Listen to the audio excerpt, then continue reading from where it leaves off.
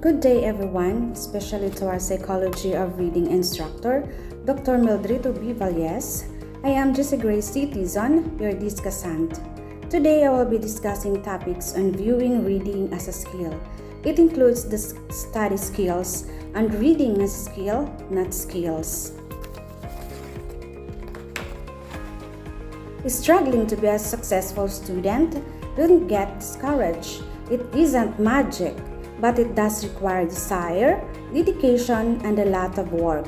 If you want to learn how to become a successful student, then you've come to the right place. This study skills guide will surely provide you everything you need in order to learn how to learn effectively. So what is study skills? So academic skill or study strategies are approaches applied to learning. Study skills are an array of skills which tackle the process of organizing and taking in new information, retaining information, or dealing with assessments. They are discrete techniques that can be learned, usually in a short time, and applied to all or most fields of study. More broadly, any skills which boast a person's ability to study, retain, and recall information. So why study skills are important? We all know that some students do poorly in school because they have never learned to study. Maybe this is because teachers usually do not spend time helping children acquire study skills, which are skills that help students study more efficiently. So, here are some reasons why study skills are important.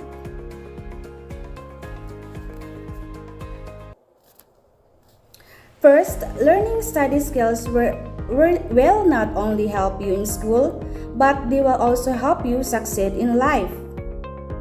Next, good study skills can increase your confidence, competence, and self-esteem. They can also reduce anxiety about tests and deadlines. Next, by developing effective study skills, you may be able to cut down on the numbers of hours spending studying, leaving more time for other things in your life. Then, good study skills can improve your ability to learn and retain knowledge. The students who use effective study skills may feel their work and effort is more worthwhile. Study smarter, not harder.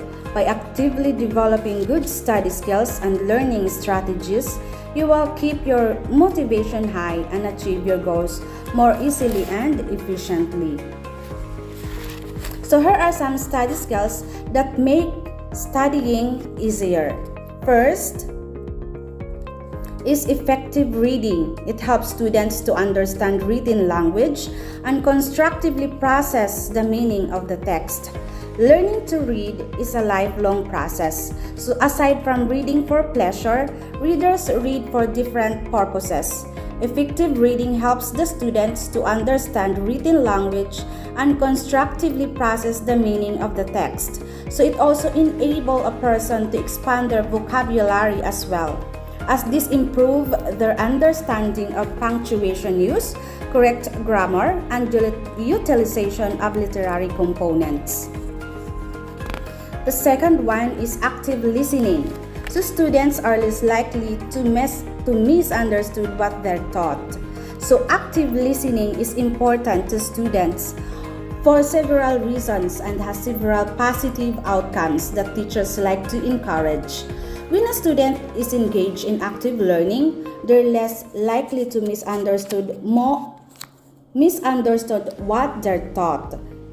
Their knowledge is deeper and more comprehensive, with fewer gaps in the student's understanding. So students who engage in active listening are more likely to be self-reliant. Next is reading comprehension. It is understanding and interpretation of what is read. Reading comprehension is the understanding and interpretation of what is read. To be able to accurately understand written material, children need to be able to first decode what they read. Second, make connections between what they read and what they already know. And third, they can think deeply about what they have read. Next is the art of note-taking. Good note-taking will improve your active listening, comprehension of material, and retention. So active note-taking during class can help you focus and better understand main concepts. Good note-taking will improve your active listening, your comprehension of material, and retention. So taking notes on both synchronous and asynchronous materials will help you better remember what you hear and see. Next is the use of mind maps. This helps you to see the whole and how parts work together. So mind maps can help you to see the whole and how the parts work together. So mind mapping helps students to note down only the most important information using keywords and then making connections between facts and ideas visually, keeping all your topic thoughts together on one sheet. So this also makes making easier on students as it reduces pages of notes into one single side of paper. Next is the reading to yourself out loud. Reading aloud helps students learn how to use language to make sense of the world. So it improves their information processing skills, vocabulary, and comprehension. They are also more likely to remember something if they read it aloud. Speaking text aloud helps to get words into long-term memory. Next is teaching others. Learning by teaching others can help improve students' efficacy, confidence, and communication skills. This skills is extremely effective. Why? Because the students who spend time teaching what they learned go on to show better understanding and knowledge retention than students who simply spend the same time restudying. By teaching your friends and mates, you will get the deeper understanding of subject or the lesson taught. Can help improve student efficacy, confidence, and communication skills. So this skill is extremely effective. Why? Because students who spend time teaching what they learned go on to show better understanding and knowledge retention than students who simply spend the time restudying. So by teaching your friends and mates, you will get the deeper understanding of subject or the lesson taught. Next is improve your time management skills. So effective time management skills increases your focus and productivity. They also reduce distractions and procrastination. Taking control of your time through good management increases your productivity. So it also helps you get more of your important work done simply and easily. Next is the memorization. Memorization is a study skill that will follow a student throughout their academic career and beyond. Students are expected to memorize grammar rules, vocabulary words, poems, math facts, and even scientific principles. So, memorization is the process of committing something to memory.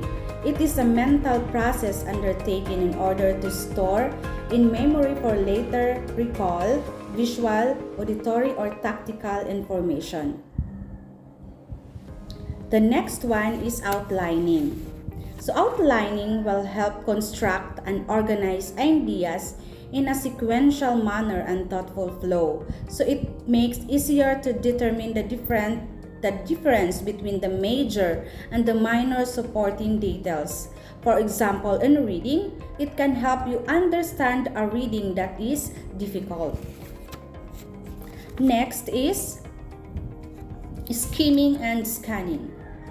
So this is a reading techniques that can help learners in building reading skills. So these are reading techniques that use rapid eye movement and keywords to move quickly through text for slightly different purposes. So skimming is reading rapidly in order to get a general overview of the material, while scanning is reading rapidly in order to find specific facts. So the function of these skills is to get an overview of the text and get the main points. Learners need to learn different ways and understand that choosing how to read is an important step in building reading skills. So, the following are the classifications of study life skills listed in this module. So these study life skills are classified into 3 groups: the learning from text, learning from graphic aids, and using resources. Under learning from text are the following directions: content area reading, parts of a book, advertisements, index, note-taking, test-taking, outlining, scanning and skimming, and reading rate. Under learning from graphic aids are timelines, maps, charts, graphs, tables, schedules, diagrams, and forms. Using resources are the alphabetical order, card catalog, choosing among resources, encyclopedia, newspapers, telephone directory, dictionary, glossary, atlas, and reader's guides. So these study life skills can help students study more efficiently, and these study skills are very important in content area reading. So it is important to learn more about them, especially in how to teach them to our students.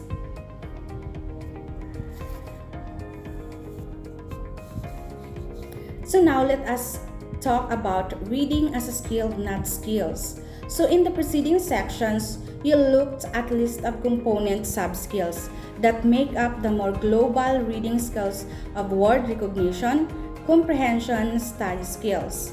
Basically, readers are required to acquaint and master certain skills for them to grasp. So there are 2 views in reading skills. First is the component global skills and sub-skills, and then the complex unitary skills. So in component global reading skills and sub-skills, so these skills are usually listed in scope and sequence chart. Reading sub-skills are to be mastered one at a time, beginning with the simpler sub-skills and moving toward the larger and more complex skills. So by giving the child plenty of practice in using one discrete skill after another, we are making him or her into a good reader. So this philosophy can be expressed through this equation. Reading equals skill 1 plus skill 2 plus skill 3 plus equals to skill n. So relevant to the equation given above is the question John Donning asked in 1982. Is learning of separate sub-skills or a prerequisite for learning to read? So Donning answers to the above question seems to be no. As he cites a psychologist's definition of reading as a skill, he quotes MacDonald of 1965, who cites playing baseball as an example of a skill. A baseball player needs to perform sets of responses with ease, quickness, and economy of motion. But this is not merely a matter of motor behavior. The player must also understand the game like playing it.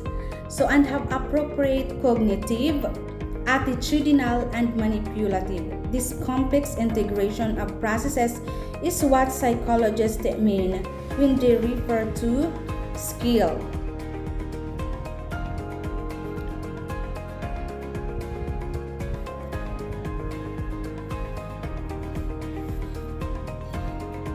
So Donning also cites Samuel in 1976, who recognizes that despite the fact that commercial reading series with their scope and sequence charts order the reading task as if we did know the nature of the learning hierarchy.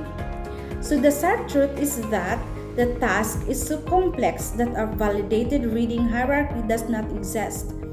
Based on these observations, and the absence by definitive answers from research studies regarding their validity, Dunning concludes that reading skills or sub-skills are largely mythical.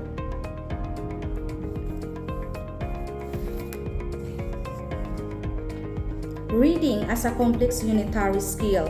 So the most often quoted reading expert who argues for reading as a holistic process is Kenneth Goodman in 1970. So he writes, there is no possible sequencing of skills in reading instruction, since all systems must be used independently in the reading process even in the first attempts at learning to read. So these words remind us of the key process in the development of the skill, as stated in the McDonald's definition of integration. So integration, says McDonald, is needed in all skill learning. If a pattern is broken up into discrete responses to be practiced separately, the individual responses must be practiced in a way in which they will never be used. So therefore, there is a danger that the learner may never see the importance of integrating these responses. So this failure in the integration process happens, for instance, when a child can decode letters to sounds or printed words to spoken words, but cannot put these habits to use in reading fluently. So the key feature of every skill, Dunning and Goodman emphasize, is that integration of the complex set of behaviors that make the total pattern. So Goodman clarifies this further with analogy. You cannot know a process by lifting its ingredients or labeling its parts. You must observe the effect of the parts as they interact with each other. Acting together, the parts compose an entity which is uniquely different from the identity of any of the separate parts. Flour, sugar, baking soda, salt and eggs, and water can all be listed as ingredients of a cake. Yet, the texture, the weight, the flavor, and moistness of a cake cannot be related directly to any one of the ingredients, but only to the quality and the result of the interaction. This is by Vaca and Vaca of 1986. So, the view of readings as a unitary skill or holistic process can be expressed through this equation. So, the first equation, reading equals skill 1 plus skill 2 plus skill 3 plus skill n. This summarizes the view that reading can be broken down into component global skills. It is the word recognition, the comprehension, the vocabulary expansion, and the study skills and sub-skills of a child. So in this view, reading sub-skills are to be mastered one at a time, beginning with the simpler sub-skills and moving toward the larger or more complex skills.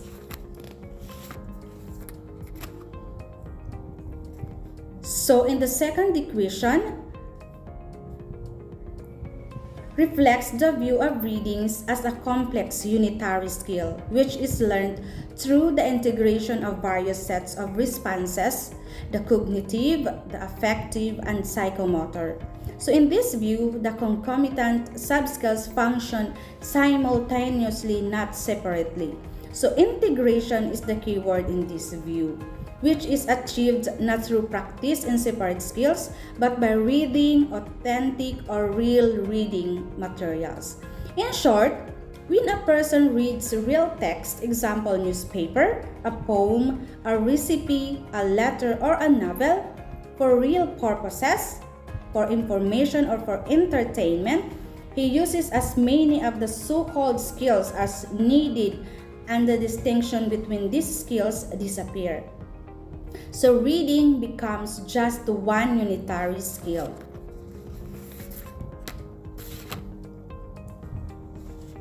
So these two positions on reading skill development may seem contradictory on theoretical grounds, but they can be reconciled.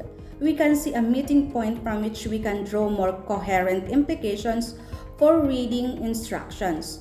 So this meeting point can be gleaned from Alls when he says that as an observable unitary skill, we can define reading as a level of proficiency in reading a text or components of a text. With concomitant identifiable skills, Alls has reconciled the two views. Following his lead, we can then say reading is a unitary skill that we use to process text. At the same time, this unitary skill can be analyzed in terms of component subskills. So there are advantages of teaching reading as subskill. First, testable designs for reading programs. So you have an analytic, manageable, and testable basis for designing reading programs. Number two, subskills can be assessed. What you teach can be directly tested, and you can assess the extent to which instructions has influenced subskills learning. You can also describe or monitor individual pupil progress throughout the year. Third, you can teach in an orderly manner. So you can teach reading in an orderly manner by providing small linguistic units to be directly taught, practiced, and then applied during the reading of the text. 4. You can follow a specific sequence. 5th, you can assess the mastery level. You can estimate the level of mastery of discrete subskills by comparing subskill knowledge to proficiency in oral and silent reading performance of the pupils. There are also advantages of teaching reading. First, we cannot ensure transfer of learning. Next, difficulty in integrating subskills during reading. And third, not clear if which subskills are valid and should be emphasized. So which subskills are truly valid and should therefore be emphasized. So to develop fluent reading and greater comprehension. So these issues strongly imply that teachers should provide enough and regular opportunities for students to read meaningful text. They cannot learn to integrate subskills during reading if they do not have sufficient time to read. This is what Donning in 1982 means when he said that children learn to read by reading. So, the fundamental premise for learning to read in order to read to learn is that learning to read that occurs during the early years of a child's education. So typically in kindergarten through his third grade and consists primarily of decoding and memorizing basic words. So children in this stage continue progressing until they achieve fluency, at which point they're ready to tackle increasingly difficult text and begin reading to learn. And then one should provide enough and regular opportunities for students to read meaningful text. The goal of reading instruction is to transfer all subskills a reader has learned to reading text in a fluent manner with adequate comprehension.